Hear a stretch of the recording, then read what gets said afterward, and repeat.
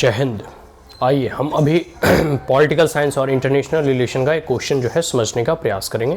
यह 1986 में पूछा गया यह प्रश्न है, यह क्वेश्चन है। और सबसे पहले हम देख लेते हैं, ये पेपर 2 का प्रश्न है। पेपर 2 मतलब कंपैरेटिव पॉलिटिक्स हो गया, इंटरनेशनल रिलेशन हो गए, ठीक है, और जो है मुख्यतः ये फॉरेन पॉलिसी से संबंधित प्रश्न होते हैं इसमें, ठीक है, और अंतर्राष्ट्रीय संबंध से। तो ये पेपर 2 है, सेक्शन ए, क्वेश्चन नंबर 1। इसमें है कमेंट करना है हमें, मतलब इस प्रश्नों के उत्तर हमें 200 शब्दों के अंतर्गत लिखने होते हैं, ठीक है। तो क्योंकि यूपीएससी में शब्द सीमा का भी एक बहुत बड़ा महत्व होता है, आपको वर्ड लिमिटेशंस जो है फॉलो करने होते हैं। तो क्वेश्चन नंबर 1 का ए, ठीक है, सबसे पहले क्वेश्चन नंबर 1 का ए का जो प्रश्न है वह है ओपन कवेनेंट्स ओपनली अराइव्ड एट। कहने का मतलब है कि जो भी ओपनली कोई भी डिस्कशन या फिर संवाद या फिर कोई भी चीज़ें जब अन्य देशों के साथ जब एग्रीमेंट वगैरह होते हैं, तो जब ओपनली कोई चीज़ डिस्कस किया जाता है तो वो जो है अंतोगत्वा जो है अपने उद्देश्य तक पहुंचता ही है। अब है 1B देखिए, ठीक है, international law can hardly be characterised as a branch of a true law. देखो, एक तो नियम कानून जो अपने देश में लागू होता है, लेकिन कुछ जो है अंतर्राष्ट्रीय नियम भी होते हैं, जैसे व्यापार से संबंधित नियम है ना, और जितने भी इंटरनेशनल और मल्टीनेशनल इंस्टीट्यूशंस हैं, जैसे WTO हो गया, वर्ल्ड बैंक हो गया, IMF हो गया, यूनाइटेड नेशन ऑर्गेनाइजेशन हो गया।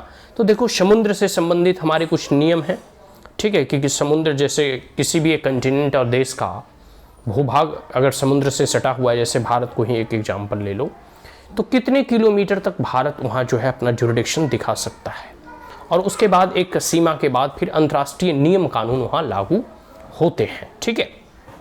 लेकिन यहाँ इस प्रश्न में कहा जा रहा है कि जो अंतर्राष्ट्रीय नियम है, इंटरनेशनल लॉ है, वह पूर्ण रूप से जो कानून होता है ना, कि ब्रांच ऑफ जो ट्रू आइडियोलॉजी है, सही ट्रू लॉ जो सही रूप में कानून है, उसके चरित्र के जैसा नहीं हो सकता। इसके कारण है, जो राष्ट्र में नियम कानून होता है उसे अगर आप नहीं मानिएगा तो आपको दंडित किया जा सकता है, लेकिन अंतर्राष्ट्रीय कानून में जो है आपको दंडित करने वाला कोई नहीं होता। हो सकता है कोई ऐसा अड़ियल देश आ जाए जो उस नियम को ना माने, तो फिर उसको कौन दंडित करेगा? In fact United Nation of Organization भी उस देश को दंडित नहीं कर सकती है।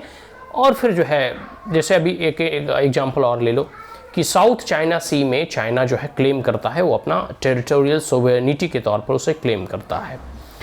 और कई एक ऐसे जो है अंतर्राष्ट्रीय इंटरनेशनल जो है कह सकते हो कि कोर्ट ऑफ जस्टिस में उन्हें जो है कहा गया है कि यह जो है वैश्विक संपदा है, ठीक है, ये कॉमन प्रॉपर्टी है पूरी दुनिया की, क्योंकि उससे उस रास्ते से जो है बहुत सारे व्यापार वगैरह होते हैं। तो किसी एक देश का वो समुद्र नहीं हो सकता, लेकिन चाइना जो है वहाँ आर्टिफिशियल आइलैंड बनाकर जो है उसे कब्जा करना चाहता है। तो लेकिन चाइना उसकी बातों को नहीं मान रहा है, ठीक है, तो फिर क्या कर सकते हो? कोई देश उसे पनिश तो कर नहीं सकता। हाँ, युद्ध की स्थिति उत्पन्न हो जाए तो वो एक अलग मैटर है, लेकिन अंतर्राष्ट्रीय कानूनों को किसी भी के ऊपर थोपा नहीं जा सकता। जैसे जिनेवा कन्वेंशन हो गया, वियना कन्वेंशन हो गया, कई एक जो है क्लाइमेट चेंज जैसे पेरिस एग्रीमेंट हो गया।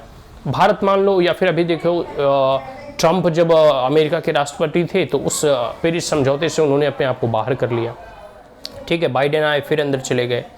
तो ये हमारे देश के ऊपर होता है कि हम किसी भी अंतर्राष्ट्रीय नियमों को माने या ना माने। तो इसी प्रकार से कहा गया है कि जो सही रूप से कानून का चरित्र होता है उसके अंतर्गत अंतर्राष्ट्रीय नियमों और कानूनों को नहीं रखा जा सकता या नहीं कहा जा सकता। सी में है क्वेश्चन नंबर 1C, देखिए, balance of power is still a basic element in international relation. कहा जाता है कि अंतर्राष्ट्रीय संबंध में जो बैलेंस ऑफ पावर है, शक्ति का संतुलन, वह अभी भी एक महत्वपूर्ण तत्व के रूप में है। ये तो प्राचीन काल में भी रहा है और भविष्य में भी रहेगा, ठीक है, क्योंकि हर एक देश एक दूसरे देशों से जो है शक्ति का संतुलन करने का प्रयास करते हैं, ताकि उनकी देश की एकता, अखंडता और संप्रभुता पर कोई आँच ना आए, ठीक है। और क्वेश्चन नंबर 1D देखिए कि the basic fact of international life is the sovereign equality of all state.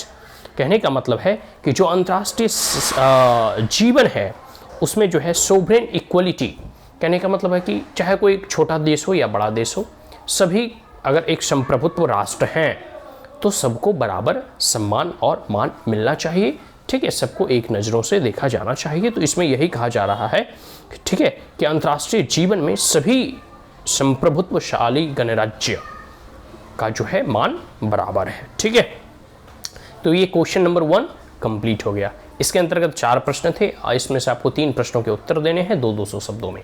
आशा करता हूं कि यह प्रश्न आपको समझ में आ गए होंगे। Is that clear? So that's all, thank you.